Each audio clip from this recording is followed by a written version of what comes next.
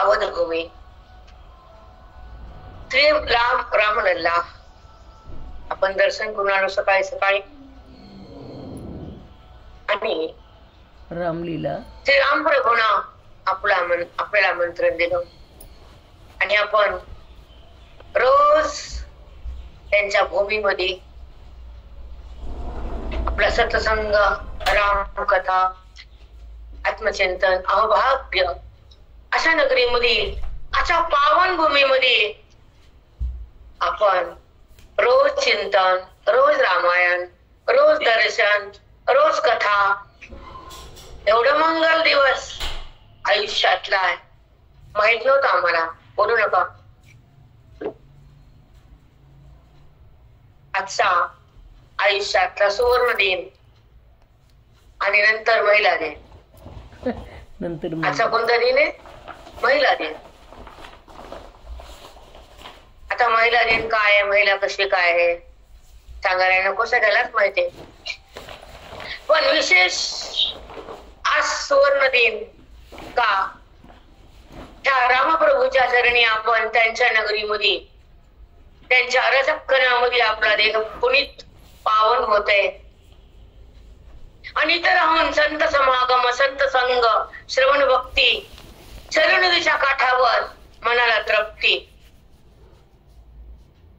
आपण बघितलं गुप्तार घाट, ज्या ठिकाणाहून रामप्रभू गुप्त झाले, निधामाला गेले, सगळे अयोध्येला, स्वर्गाला, वैकुंठाला पाठवलं.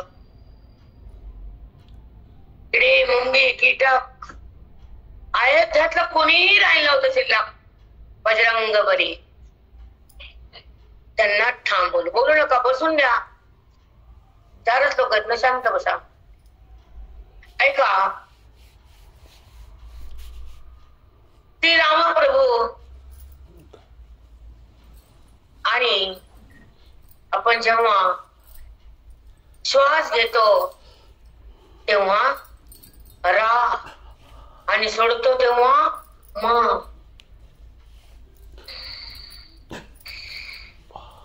ह्या श्वासातून रामाचं नाव आहे. श्वास पण सांगतो की राम राम राम. श्वास तुम्ही जरा सूक्ष्म बघा आणि श्वास घेताना ध्वनी ऐका. श्वास जातो तर म, येताना रा. वेदांती भाषा सो.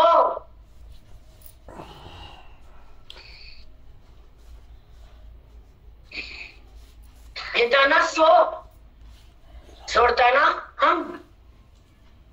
सो हम. श्वासातून परिवेद बोलतो ते सोहम ही दीक्षा आहे. की अहम आणि सोहम. ज्या बुद्धीला फक्त अहम माहितीये, मी देह, ती वृत्ती अज्ञानी असते. तो भाव देहभाव असतो. तिथे बद्धता असते, तिथे दुःख असत, तिथे रामाचा वियोग असतो आणि ज्ञानात रामाचा संयोग होतो. हे कळायला नको. हे श्रवण काय करतं आमचं? तर बुद्धीला रामाचं ऐक्य करून देत. एवढं महान कार्य श्रवणाचं असतं. ते श्रवण त्या स्वरूपाला प्रगट करत. श्रवण म्हणजे 4 वेद, 6 शास्त्र, 18 पुराणाचा गाभा. 4 तुमच्या भाषेत. तुम्हाला गाभा नाही कळत. चंदनाच्या झाडामध्ये एक विशिष्ट भाग असतो, तो गाभा असतो. त्याला लाखो किंमत असते, झाडाला नसते. पण त्या गाभ्यामध्ये, चंदनाच्या झाडामध्ये एक विशिष्ट भाग असतो सुगंधाचा, तो जास्त भावाने विकला जातो. तसं पूर्ण ग्रंथाचा सार श्रवणामध्ये लाभ होतो, त्याला ब्रह्मस्थितीचा अनुभव येतो. हा गाभा आहे आमचा. जगत दिसणं पण जगताकडे बुद्धीने जाणं आणि दृश्याची आवड तयार होणं हा भाग वेगळा. पण जे दृश्य जिथून प्रगट झालं ते श्रीराम वेगळे. कळतच नाही आपल्याला. जगताचा नियंता, जगताचा प्राणदाता, जगताचा करता, जगताचा धरता, जगताला धारण करणारा म्हणजे जगत रूपाने प्रगट होणारा धरता. तुम्ही स्वतःला म्हणता करता. कितीच गांभीर्य आहे या शब्दाचं, किती गांभीर्य आहे. करता आणि धरता. जगताचं धारण करणारा श्रीराम आहे लल्ला. पण त्यानं कसं जग धारण केलं. भूत ब्रह्मच भूतोस्तो ममात्मा भूत भावना नचमस्तानी भूतानी पश्चिमे योगमेश्वरन. मी भूताला धारण केलं, माझ्यापासून भूत झाले, पण भूत आत मी नाही आणि भूत माझ्या आत नाही. हे ज्याला कळतं त्याला देहभाव कधीच प्रगट होत नाही. भूत माझ्यापासूनच आहे उत्पत्ती. कारण माझ्या विना भूत नाही हे सगळ्यालाच माहिती आहे. कारण मी जगताचा करता आहे ना. मग ही सृष्टी मी तयार केली आणि पंचमहाभूताला उत्पत्ती केली आणि तेव्हा त्याने एकत्र मीच आणलं भूताला. धपाट्याच करत म्हणलं अकड ज्वारीच पीठ, जिरे, लसण, कोथिंबीर, काय काय घालतो आपण. सगळाच एकत्र झाल्या धपाट बनतंय का अलग अलग. तस पंचमहाभूताचं ऐक्य केलं आणि सृष्टी उत्पन्न झाली. त्याला समष्टी नाव आणि याला व्यष्टी नाव. ह्याच्यात पण 5 आणि जगात पण 5 आणि 5ला उत्पन्न करणारा मी, 5ला आधार मी आणि 5आत मी, पण 5 नाही मी. हे सूक्ष्म नजर पाहिजे. तर ज्ञान आणि भगवंताचं जे वर्म हाताला येतं ते ज्ञानामुळे. भगवंताला बुद्धी स्पर्श करते ज्ञानामुळे. बुद्धीचा उत्कर्ष होतो ज्ञानामुळं. बुद्धीचा भेद जातो ज्ञानामुळं. आणि त्याचं वैभव येतं. कोणतं वैभव. भगवंताचं सच्चिदानंद. तो सत, तो चित, तो आनंद कंद आहे. तो नित्य आहे. तो सदा. सृष्टी झाली तरी आहेच आणि सृष्टी केली तरी आहेच. त्याचं नाव सत आणि सृष्टी असत. थोडं सूक्ष्म ऐकत जावं. बहिरंगातून अंतरंगात येत जावं. भगवंताला पाहत जावं आणि शेवटी भगवंत होत जावं. आधी पाहायचं मग व्हायचं, मग आनंदाकडे जायचं आणि आपल्या महिमेत जगायचं. बरोबर आहे ना. कारण भक्ती हे पाया सांगितलंय आणि ज्ञान हे कळस बोललंय. पण काही चिंतन आपल्याला माहित नसतं. आपण अर्धे हाळकोंडाने पिवळे, अर्धी घागर ढकडाकडा वाजती आणि सांडती आणि भरलेली घागर ढकडाक होते का मधी मधी हलती का आणि अर्धी घागर थांबती का. तसं आपण अर्धे. म्हणून सतसंगाच्या द्वारे त्या स्वरूपाकडे जाणारं जे ब्रह्मज्ञान संतांच्या मुखातून जेव्हा हृदयामध्ये प्रवेश करत तेव्हा दीक्षा बनते. काय म्हणतात. दीक्षा. तो अभेदाला बोलवतो. वेदाचा बोध अभेदाला प्रगट करतो. भेदाचा नाश करतो. त्याला आम्ही वेद म्हणतो. तो बोध वेदाला नाश करतो. तो बोध वेदाचा असतो. तो गीतेचा असतो. तो भगवंताचा अधिष्ठान तत्व असत. त्या बोधानं जे व्यापकतेचं रूप बुद्धीचा संगम होतो, देहाचा संगम बंद होतो. बुद्धीचा आणि देहाचा संगम तुम्ही केलाच आहे की, जन्मोजन्मी मी देह आणि माझा देह, दोन गोष्टीचा नाश करण्यासाठी इथे यावं लागतं. दोन गोष्टीचा नाश गुरु करतात पास.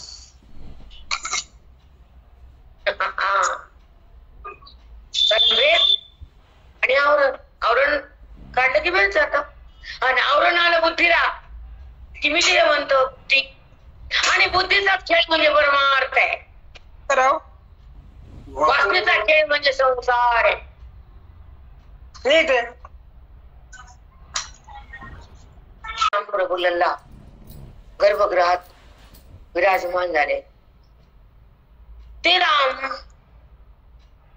तुम्हाला ओळखायचे, त्या रामाला वंदन करायचंय, त्या रामाला प्रेम करायचं, त्या रामाला मन द्यायचं, त्या रामाला शरण जायचं. आणि मग तो राम तुम्हाला जवळ घेतो आणि तुम्हाला आत्मस्वरूप करून टाकतो.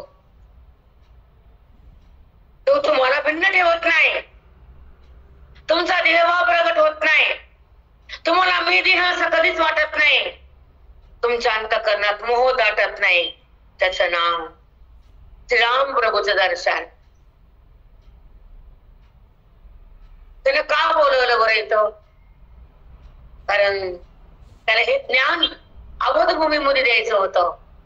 हा सतसंग, ही शरयू, ही भूमी, हे रजक्कन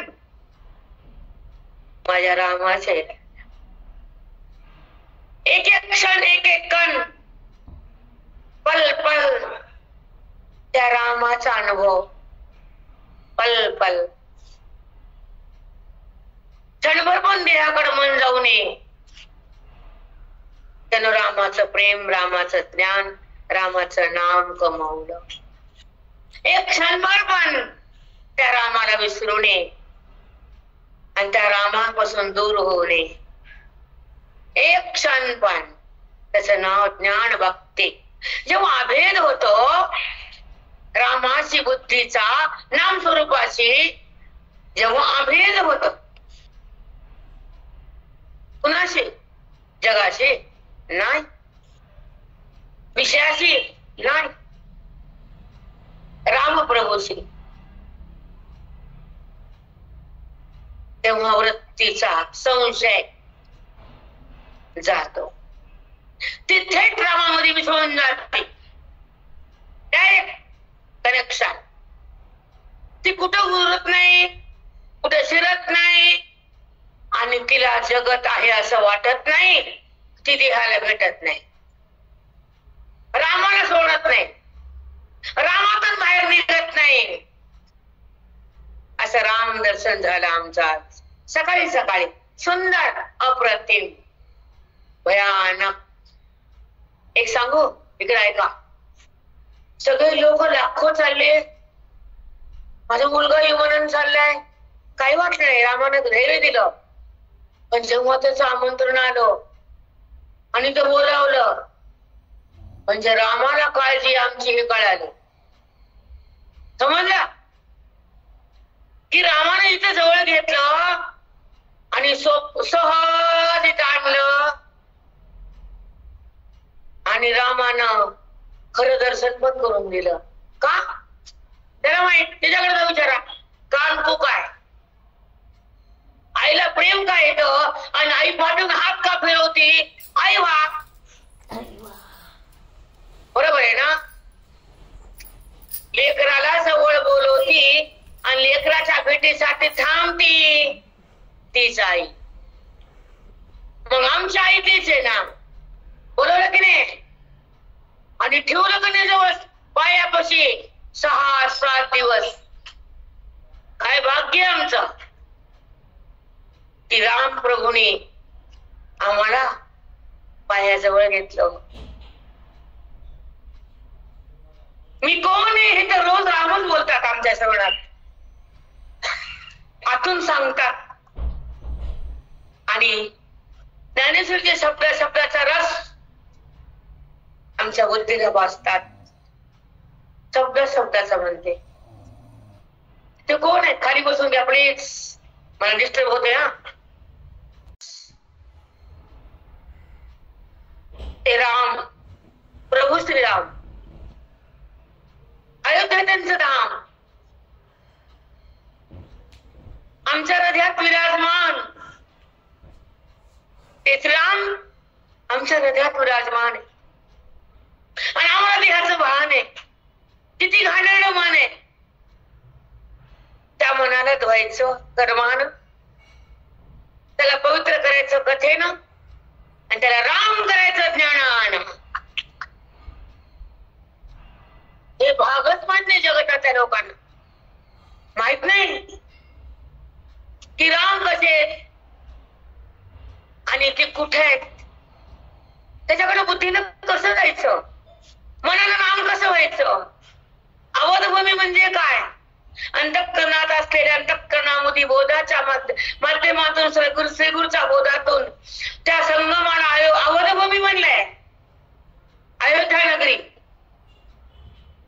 इथे राहिले, ठीक आहे, जन्म आहे, ठीक आहे, पण आमच्या सोबत आहे त्या बाजूच आहे.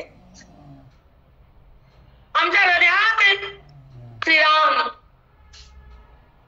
ते कधीच सरकत नाही, पण त्याचा बोध कोणाला मिळतच नाही. म्हणून राम कोणाला कळतच नाही.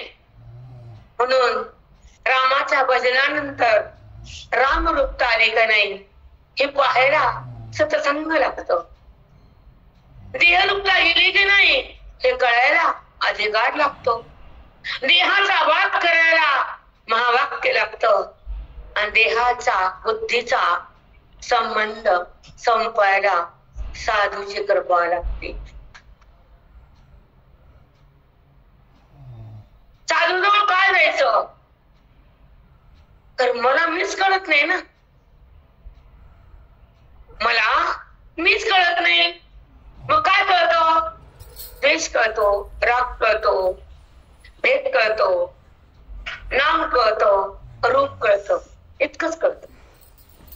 नाम रूपाच्या पलीकडे आपण जातच नाही. आणि नाम रूप टाकायला आपला अधिकार होतच नाही.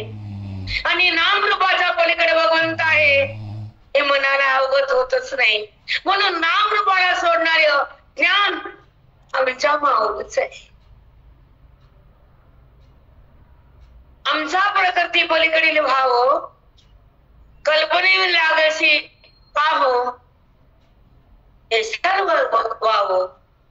ते मी सर्व मी म्हणू. हे सगळं मीच मिथ्या आहे. पण प्रकृतीला सोडल्यावर माझी भेट आहे. म्हणून ही तुझी कल्पना म्हणजे जगत आहे.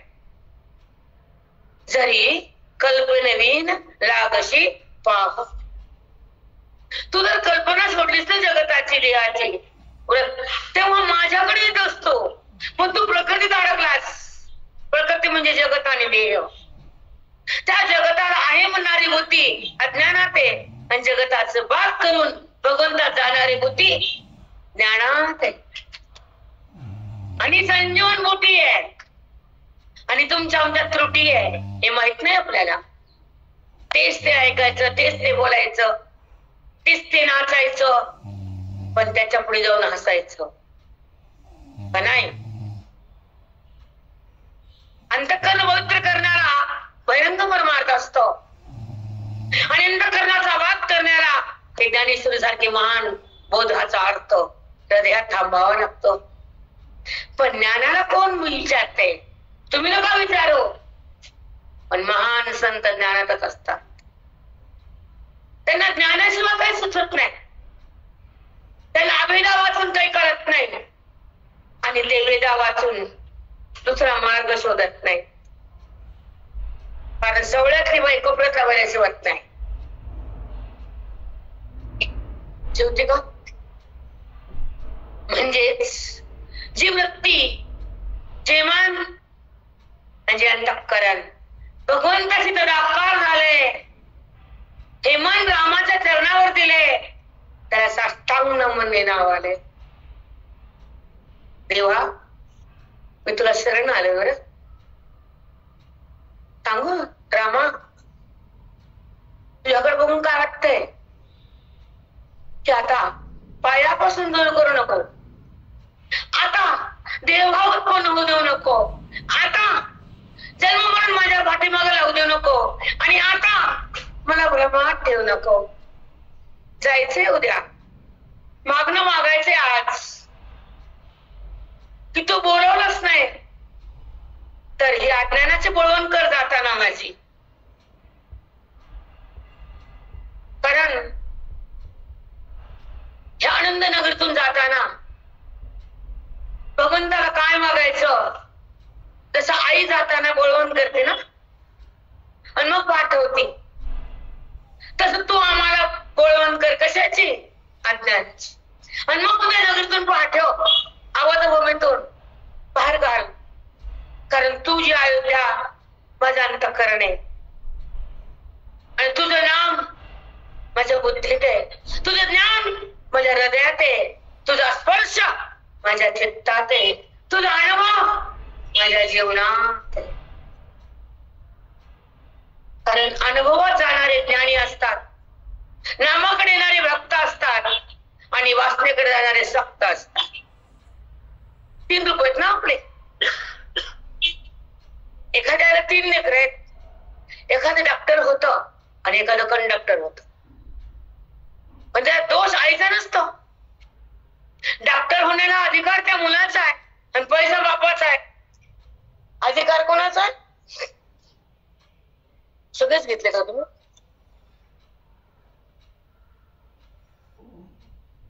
एक स्टॉल दे बेटा. डॉक्टर होताना पैसा बापाचा आहे पण विद्वत्ता मुलाची आहे. ऐका ऐका, तर पैसा नाही तर एमडी पण नाही. आहे का एमडी? बरं, मुलगा हुशार आहे बापाकडे पैसा नाही, ओपनचे पोरग जातं का एमडी कडे? ओपन ओपन खतन ओपन, जागा कमी असतात. मग त्याला अभ्यास खूप लागतो. कमी मार्क चालत नाही कारण जागा रिजोरा नाही. कष्टाने जावं लागतं ना पुढं, तसं श्रवणाने जावं लागतं पुढं. कळते? भगवंताकडे जायला श्रवण आहे, त्याचं प्रेम करायला भजन आहे, त्याला जाणायला ब्रह्मज्ञान आहे, त्याच्या एकतेला महावाक्याची गुण आहे. कळतं काय लोकांना? नाही कळत. भाबडे विचारे समोर येतात आणि त्याला काय द्यायचं ते राहून जात, दुसरा बाजार होऊन जातो. पण हे आम्हाला जमत नाही. डॉक्टरकडे पेशंट गेल्यावर बिमारी जावी करावी का वाढावी? पेशंट डॉक्टर, साधक संत, भक्त देव आणि संसार वासना चलू दे. वासनेला संसार नाही, भक्तीला भगवंत नाही, ज्ञानावंताची प्राप्ती नाही. ज्ञानाविना त्या रामाची प्राप्ती नाही. त्याला मुक्ती म्हणतात वेदात. कारण भेद भक्ती कशी आहे आणि अभेद भक्ती कशी आहे सांगितल्यावर कसं कळण जगाला? खरंच राहिलं खोटच पुढे आलं. बरोबर आहे का चूक आहे? सून आली सासूची माती केली, कारण सगळं तिचंच आहे ना. आणि तिनं म्हणते का माझं? मग सगळं रामाचं वैभव ज्ञानातूनच आहे ना, नाही का? जर तो कसा आहे, तो कुठं आहे, त्याची प्राप्ती कशी आहे, त्याचा संबंध कसा करायचा बरं? जसा वृत्ती देहा संबंध करते मान, वृत्ती पण कळत नाही. कारण कोणाला कोळ पडते काय बोलावं. आमच्याकडे कथा नसते कारण वेदांत आहे. काय सांगू आम्ही? पण जे सांगायचं ते तुम्हाला काहीच माहित नसतं. कारण आयुष्यात सगळं संसारात असतो. रिटायर झाले लोक इकडे येतात. आधी कोणी येतं का? मग रिटायर त्याच्यामुळे झालं, सगळं धन त्यांना दिलं. पोरं बाळा London, America, Russia, France, America, Germany, ज्यांना शिकवलं ती उडून गेलं. ज्याच्या आयुष्य दिलं ते लांब गेलं आणि जे जवळ आहे ते माहित नाही झालं. आयुष्य पाणी पाणी तुम्ही केलं. सांगा चुकलं का समीकरण? सांगा मी चूक बोलते का? सांगा चला बोला. ज्यांना भरभरून प्रेम करतो ते तुम्हाला सोडून दूर जातात. बरं जवळ असले दुरून पाहतात. कसं करतात? नको वाटतं ना. तसं आम्हाला आज नाही नको वाटते. संपला विषय माझा. तसं साधकाच्या चित्तात आम्ही अज्ञान ठेवत नाही. हे माऊलीचं वचन आहे. जो जन्माला येतो तो अज्ञानामुळे, तो देहाला माझं म्हणतो वासनेमुळं, आणि तो देहातून बाहेर निघतो ज्ञानामुळं. देहाचा बाध होतो सत्संगामुळं, मी कोण कळतं श्रवणामुळं, आणि राम प्रगट होतात बोधामुळं. रामाला प्रगट करा की एकदा. लिचिली मी म्हणजे वाट आहे शेमडे. अहो मला 10 मिनिटं तरी बसा शांत. मन चिंतन करा. अयोध्या नगरी आहे. सर्व भक्ती पण इथं करावी ना. त्याला मुक्ती पण मागावी ना. भक्ती पण वाढावी ना. शक्ती पण त्यागावी ना. विरक्ती भोगावी ना. आणि बुद्धी चाकावी ना. बसायलाच तयार नाही कुणी. मला म्हणलं बाई मंदिर रामाचं मूर्ती आहे का? जुनाट मंदिर आहे. शांतता आहे. अयोध्यामध्ये खूप शांतता आहे, प्रसन्नता आहे. आपण येतो विमानातून. आजकालच्या बाया विमानात गेले बरं ग माता झालं म्हणजे पटकन समुद्रात उडायचं. विमान कशामुळे 2 घंट्यात यायचं, 2 घंट्यात जायचं.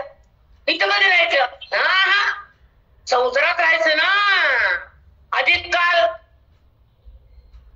इथं आलं राहिलं 4 दिवस 5 दिवस त्यांच्या नगरीमध्ये आलो. शांतता.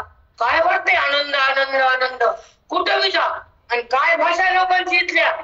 शांत शांत. आवाज वाढलेला नाहीच. कुठे बघा, मंदिरात बघा, दुकान. एक काल मूर्ती बघितली ते छोटा 1 घंटे ना.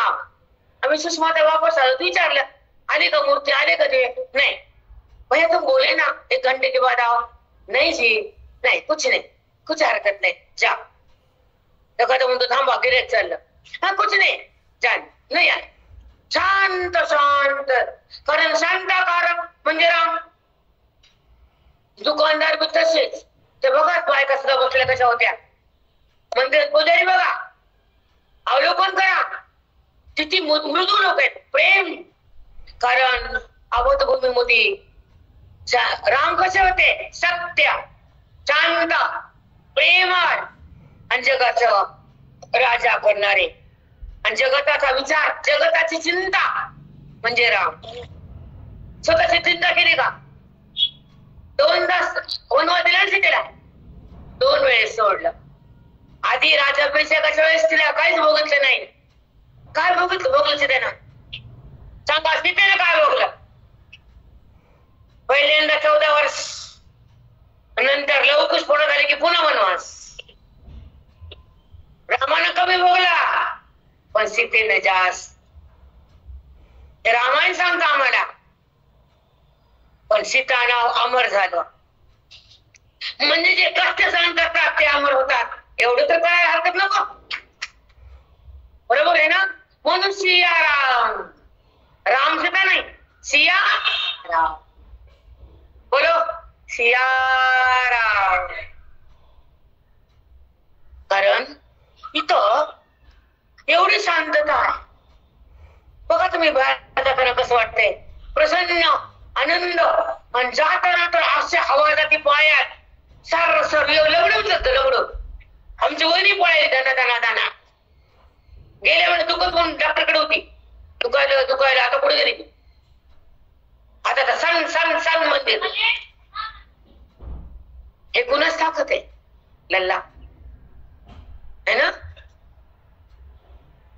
एकदा आपल्या अहिल्या कवटेकर रामाचे परमभक्त, तिला लिंगमध्ये सांगितलं आपल्या ऐकायला. ज्ञानेश्वरी कृष्णाची ना. त्यांना कुठं माहिती रामकृष्ण एक आहे. तिने म्हणली बाई मी राम सोडणार. आपल्या अहिल्या पंढरपूर. आणि मी चिंतनात येईना आणि मी रामाला कसं सोडू? तुला कोण म्हणलं राम सोड? राम तुला ते बघ, बरोबर आहे ना? मग आता हसती. खरंच मी म्हणले होते मी सोडणार नाही आणि आम्ही तुला सोडून देणार नाहीत ना. सारखी आठवते मला आईलेच, ले रामाची बघतो माई. राम मंडळात पाणी. कुणाला कृष्णाचं प्रेम, कुणाला रामाचं प्रेम, कुणाला हनुमंताचं प्रेम, कुणाला महादेवाचं प्रेम, पण सगळं एकच आहे, हे मोठं प्रेम. राम कृष्ण हरी म्हणा उडा मंत्र जाणा. आपण तुका बोलले ना, राम कृष्ण हरी म्हणा उघडा मंत्र जाणा. मग ह्या मंत्रामध्ये कृष्ण आला, राम आहे, हरी बी. आणि एक आज मला सांगायचं ज्ञानेश्वर यायचे, आपण जेव्हा संकट असत, कुठलं दवाखान्याचं, मग बिमारी आयुष्य टळायचं असेल तर श्रीराम जय राम जय जय राम 13 अक्षराचा मंत्र आहे, 14व्यात सुख मिळतं. हा मंत्राचा एका तासामध्ये 6000 जप होतो. किती होतो? 6000. नमः शिवायचा 10,000, रामकृष्णचा 8,000. कारण हे केलेलं आहे आम्ही. कारण 13 लाख एका महिन्यात जप करायचो आम्ही. पण एकाने सांगितलं तुम्हाला थोडस टेन्शन आहे. बरं हो मला आहे. मग तुम्हाला दवाखाना थांबण्यासाठी, दुःख जाण्यासाठी एक करता का? मी ना अवश्य करते. श्रीराम श्रीराम जय राम जय जय राम, श्रीराम जय राम जय जय राम, श्रीराम जय राम जय जय राम, श्रीराम जय राम जय जय राम, श्रीराम जय राम जय जय राम, श्रीराम जय राम जय जय राम, श्रीराम जय राम जय जय राम, श्रीराम जय राम जय जय. ते म्हणले तुम्ही हा जप मंत्र घेता का? म्हणजे ठीक आहे घेते, पण 13 लाख करावं लागल. म्हणजे ठीक आहे. हे 14 तास जर म्हणलं कंटिन्यू तर हा मंत्र एका महिन्यात 13 लाख होतो आणि दुःखाचा नाश होतो, प्रारंभावर थांबता. म्हणजे ठीक आहे. मी 13 लाख केला. किती? 26 लाख एका महिन्यात. लिहून ठेवलं, त्याला सांगावं लागतं किती किती गेला. त्यांच्याकडे गेले पुन्हा कोकणस्थ ब्राह्मणकडं, त्याच्याकडे काय नाव आहे त्याचं, मोठ्याच आहे मला पुन्हा सांगते. त्या ठिकाणी गेले, त्याने सांगितलं मी 26 लाख केला. म्हटलं त्यानं मला वर येऊ बाटा, पेशंट खूप होते, बोलवलं. म्हणले हो का, ह्यांना मी 13 म्हणलं, त्यांना 26 लाख केला एकाच महिन्यात. आणि अनुभव पण आला म्हणलं त्याच्या गोष्टीचा. म्हणजे श्रीराम जय राम मंत्र जर केला, दुःख संकट बाधा अरिष्ट सगळं टळत. आणि हा एका घंट्यामध्ये 6000 जप होतो. नमः शिवायचा 10 होतो, रामकृष्ण हरीचा 6000 होतो. कारण करून पहा एकदा उद्बत्ती लावून. 1 घंटा घ्यायचं गड्या, उद्बत्ती लावून ठेवायची, 1 तास ते का बघायचं आणि त्याच्या पामध्ये राहायचं. मग त्याच्या तासामध्ये पुन्हा घंट्याचे, दिवसाचे 6 घंटे 4 घंटे बोलायचं नाही, जपात राहायचं. राम राम राम राम की म्हणायचं, श्रीराम जय राम म्हणायचं, जे ज्याला वाटत ते म्हणायचं, नमः शिवाय म्हणायचं. आणि नमः शिवाय जप केलं राम खुश होतात. ऐका, रामाचा जप केला की शिव खुश आणि नमः शिवाय जप केलं की राम खुश. एक एकाच्या हृदय, त्यांच्या हृदय त्यांच्या हृदय ते. म्हणून त्यांच्या नामाचा महिमा तुझं नक्कळे मेघ श्याम. तुझं नाव काय हे तुला माहित नाही आणि तुझं ज्ञान हे तुला सांगताच येत नाही. रामाचं ज्ञान संतांना सांगावं लागतं. असं का सांगते? आता मी श्रीमंत आहे म्हणल्यावर का नाही, त्या गावाच्या लोकांना म्हणावं लागते अवलेट लॉर्ड पार्टी आहे. मग पाहुण्याची बैठक बसती नाही तर उठती. कारण आपल्या प्रकारानं सांगितलं होतं, काय सांगा खोटं बोलत असं मोठेपणा पोरगी द्यामुळं. अरे नाही, पण गावातले सगळंच म्हणतात आले, मग भरोसा बसतो आहे की नाही. पण आपण किती लाड तुम्ही बघत नाही. कळायला का सोयरे? आपल्या घराला पत्र आणि बघत बंगला. माझं म्हणणं एक पत्र्याला पत्रच बघावं. पत्रेवाले बंगला बघते आणि बंगल्यात आले की पत्र करते घरातले माणूस. पत्राळी कळाले की पत्र्यातले लेवल बघत आले. चला आपण ज्ञानेश्वरीकडे येऊ, आत्मबोध घेऊ आणि आज आपला जायचा आहे शेवट. नाही पुणे यायचा तीर्थामध्ये नाही म्हणा, पुणे यायचा शेवट म्हणून यायचंय शेवट म्हणत नाही कोणी. आळस आले खाल्ल्यानं. कारण त्यांनी एकदा बोलले पुन्हा बोलितच. बरोबर आहे की नाही? एकदा जीव घातला आवडलं आणि त्याला म्हणलं लई छान केला ते म्हणते पुन्हा मी या जेवायला. मग आता आम्ही आवडलं त्यांना नमस्कार केला आनंद झाला पुन्हा कोण बोलू द्या आम्हाला. रामा रामा एक आहे मी चालले पण तुझ्या सोबत आहे, तू माझ्या सोबत आहे. चालले कसं म्हणू? तू माझ्या सोबत आहे का नाही मग कुठे गेले आणि तू माझ्या हात आहे का नाही मग कुठं आले. बरोबर. आता तू पुन्हा पुन्हा बोलणार असते नाही ते आशेवर चालले आणि तू हाक मारणार आहेस वाट बघायला आणि तू बोलवणार आहेस. हे ठाम निश्चय आहे कारण तो बोलवतोच. का बोलवतो ऐका. जसं लेकराला आई आवडते की नाही आणि आईला लेकरू नाही आवडत का मग आपण त्याचे कोण आहे लेकर. बरोबर आहे ना? म्हणून त्यांना आमंत्रण दिलं आणि आपल्याला इथं बोलावलं तसं हमेशा बोलावं आणि आपण अयोध्यामध्ये यावं, त्यांना आमंत्रण द्यावं आणि त्या सत्संगात राहावं आणि शत्रू व्हावं, सत्संगात राहावं, शत्रू व्हावं, त्याचं ज्ञान घ्यावं, आनंदात जावं, स्वतःला पाहावं, आनंदरूप बनावं, त्याला वेदांत म्हणावं. कारण इकडे यायचं कशाला? रामरूप व्हायला, रामाला कळून घ्यायला, रामाशी एक व्हायला, त्याचा आवेग भोगायला, त्याच्या सत्तेत बुद्धीला न्यायला आपण इथं आलो. बुद्धी बघून पुन्हा देहाकडे येऊच नाही, जगताकडे जाऊच नाही आणि रामरूप झाल्याशिवाय आपलं सार्थक होऊच नाही. कारण रामरूप झाल्याशिवाय सार्थक नाही. आणि रामरूप कसं व्हायचं हे वेद सांगतो. रामाची भक्ती ही श्रद्धा सांगते आणि रामाचा विसर हा कोण सांगतं? रामाचा विसर आसक्ती. जेव्हा रामाला मान विसरत आसक्तीमुळं, विषयामुळं, वासनेमुळं आणि भोगामुळं रामाला आपण विसरतो. पण त्यागामुळं रामाकडे जातो, ज्ञानामुळं राम होतो आणि रामाचा अनुभव ज्ञानी महात्म्याला सतत सतत सतत येतो. चुकलं का? रामाचा अनुभव ज्ञानी भक्ताला क्षणाला येतो कारण त्याच चित्त राम होत. आता राम कसं होतं म्हणाला एका मिनिटात काय खीर आहे का इथं? ते नशिबीने तुम्ही खाल्ली तसंच आहे की रोज आहे ना. ताटावर बसायचं पण ते अन्न कुणी आणलं, कसं केलं, काय केलं आहे का आपलं उपताप काही? सांगा उपताप काय आहे का? टाइम वर द्यायचं, खायचं, इथं यायचं. टाइम होते तिथं खायला नाही यायला. लय छान आहे, समोरासमोरच आहे. आवड आहे काय? आहे का अवघड? तिथं लय आवडलं मला. आनंदीमध्ये पाऊस पडायचा, आम्ही इकडून तिकडे जायचो. पावसातून जायचं आणि पावसातून जशी जागा असेल तसं वेळ असेल तर घडत.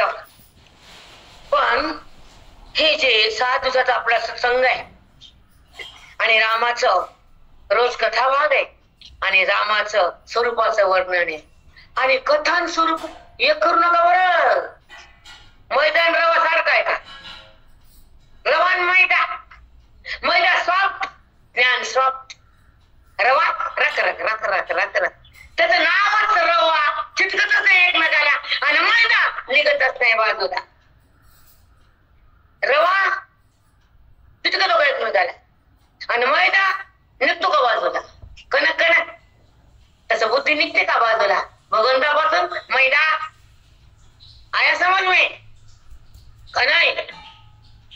गव्हाचाच मैदा आहे आणि गव्हाचाच रवा आहे, पण मैद्याचा कण दिसत नाही. तसं ज्ञानी भक्ताला जगत दिसतच नाही, उरतच नाही, आणि हे जगाला कळतच नाही. ज्ञानाचं महत्व पडतच नाही. साधन त्याला माहितच नाही. साध्य काय असतं, साधना काय असते कळत का? साधना पैसा, संसार, साध्य पैसा, दुसरं काय आपलं. म्हणून साधना ज्ञानाची, साधना अभेद भक्तीची, आणि साध्य रामप्रभूच, त्याची प्राप्ती, त्याला म्हणतात आनंदाची स्थिती. आता आपण ज्ञानेश्वराकडे येऊ. एक मिनिट, आपण काल माऊलींच्या ओव्या घेतल्या आणि त्याच्या पुढे आपण आज जाऊ. जास्त काय झालं नाही, आणि मला ओव्या जास्त आल्या कमी झाल्या त्याचा काही अंत नाही, कारण आमच्या माऊल्यांना माहिती एका एका शब्दामध्ये 1.5 2 तास चालते. त्याच्यामुळे ओव्या किती नाही झाल्या त्याचा प्रश्न नाही, फक्त चिंतन होण्याला महत्व आहे रामप्रभूच.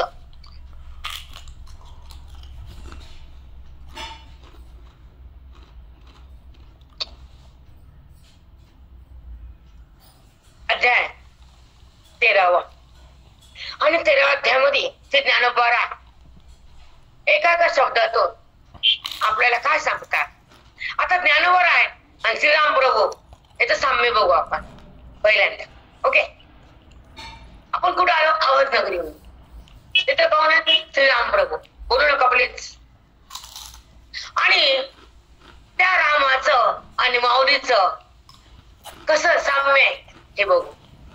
ठीक आहे, म्हणजे महाविष्णूचा अवतार सखा माझा ज्ञानेश्वर.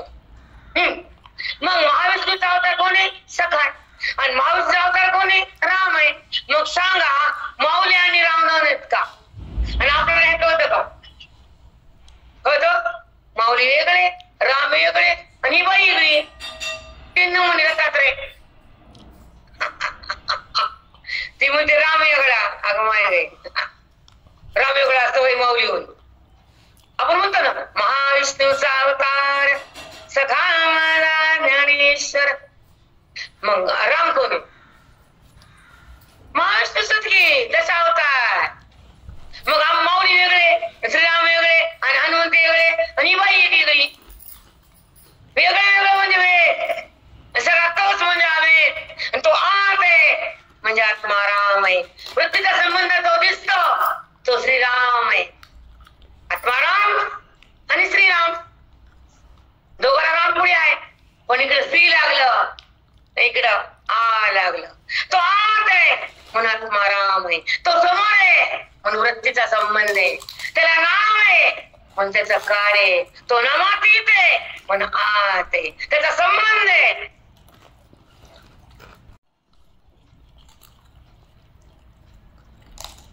दोन प्रकार सांगितले आपण भक्तीचे, एक भेद भक्ती आणि एक अभेद भक्ती. भगवंताला वृत्तीच्या संबंधाने आपण त्रिपुटीच्या द्वारे जेव्हा पाहतो तर अंतःकरणामध्ये त्रिपुटी उत्थान होते तेव्हा अज्ञान लागतं, आणि त्रिपुटीचा पाहत होतो ब्रह्मज्ञान लागतं तेव्हा ईश्वराचा आणि बुद्धीचा संबंध होतो, आणि श्रीरामलल्ला आपल्या हृदयात प्रगट होतो तेव्हा त्याचा अनुभव येतो, तेव्हा तो खास भक्त बनतो. उत्तम भक्त भगवंताच्या पासून भिन्नच नाही, कदापि नाही. काय म्हणते भगवंत सांगू? ज्ञानी भक्ताला काय म्हटले? त्याची टाच हृदय धरू, त्याचा माथा कुट करू, सर्वांगी अलिंगने होतयासी. भगवंत म्हणले मला त्याला बघितलं ना, वाटत त्याच्या पाय जाऊन मी तर ठेवावं. त्याची टाच हृदय धरू, त्याचा माथा मुकुट करू, सर्वांगी अलिंगन देव तयासी. मला कडकडून मिठी मला वाटते सुदामा कृष्ण. बघितलं ना कसा पळते देव, दाना दाना दाना लुटवर मध्ये पिठावर गळायला गळायला गळायला, त्याला कुठं गळायला? आणि सुदामा आलाय बाहेर आहे ना. तसं त्याला वाटतं माझ्या समोर हा भक्त आला, बाबा बाबा कधी भेटू की, त्याचा पाय हृदयाला कधी लावू की. बघा, या भक्ताचा पाय देवाला द्यायला लावते आणि हा भक्त त्याच्या पायावर डोकं ठेवते. डिफरन्स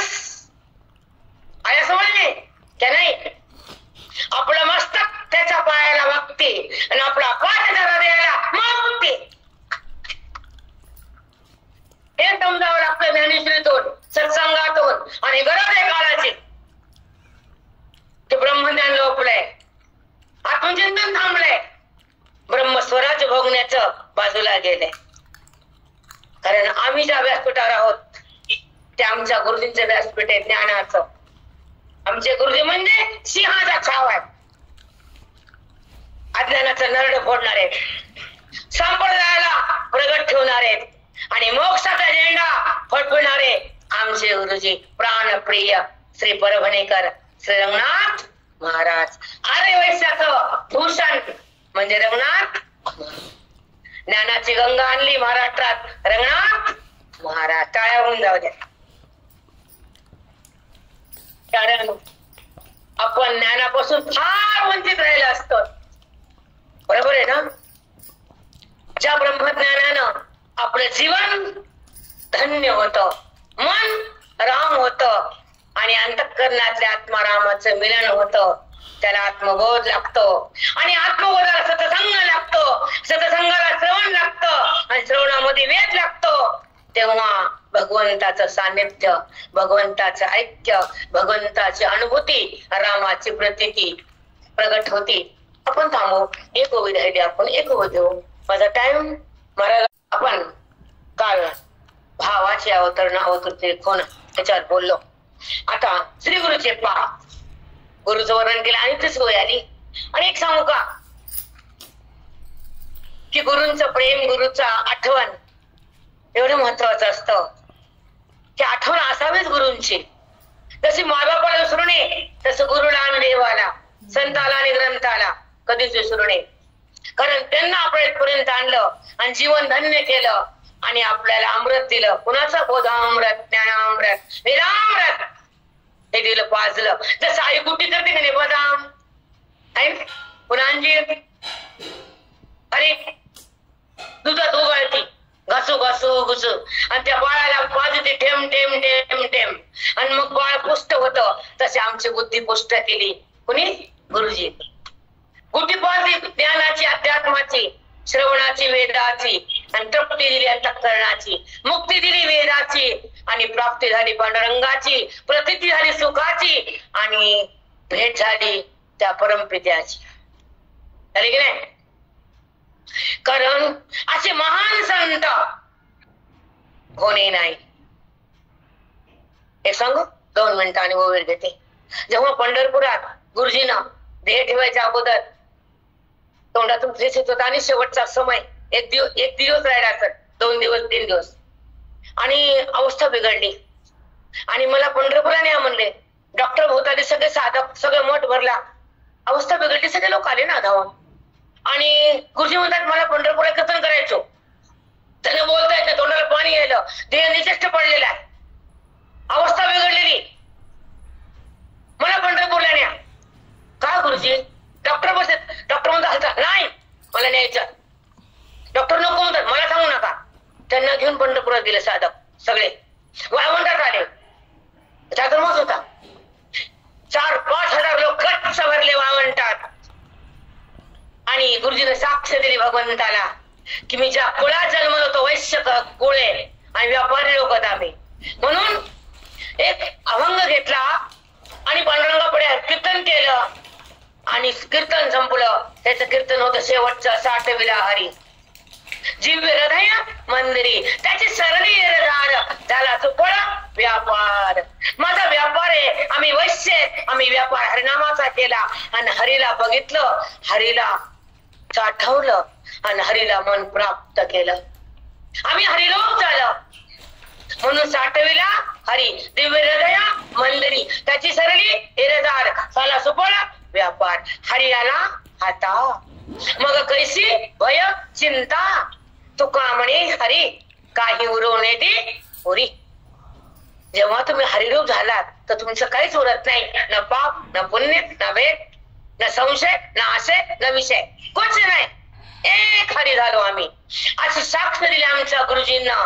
आणि परवणी चला म्हणले. आता सगळ्यांना वाटलं जसं लोकांचं पंढरपुरात शेवट समाधी ठेवा, त्यांना काय आवडतं का समाधी बिमाधी? त्यांना मटण समाधी हे बाजार व्यवहार मार्केट कधीच आवडलं नाही. ते मला नीट घरी परभणी जायचं, माझी मुमुक्षी तिथं, माझी साधक आहे तिथे जायचं मला. आले मठात, ठेवलं त्या रूम मध्ये, अजून जागा आहे तिथं, कुणी फक्त मृदंग विना तिथं असतं टाळ, तिथं कोण जास्त कोण जात नाही. तिथं त्यांना झोपवलं आणि सगळ्याच्या ठिकाणी त्यांना बघून त्यांना ते हरिरूप झाले. परभणीत, पंढरपुरात नाही. ते मध्ये ते समाधान घेऊन का त्याला, मला काय नको म्हणले, निघा. असा हिरा आमच्या आर्य वैश्य कुळात मिळालेला आहे, म्हणून कमट्याला सांगावं लागतं मला पुन्हा पुन्हा पुन्हा. नाही सांगू नये, सांगा ना, अवश्य सांगा.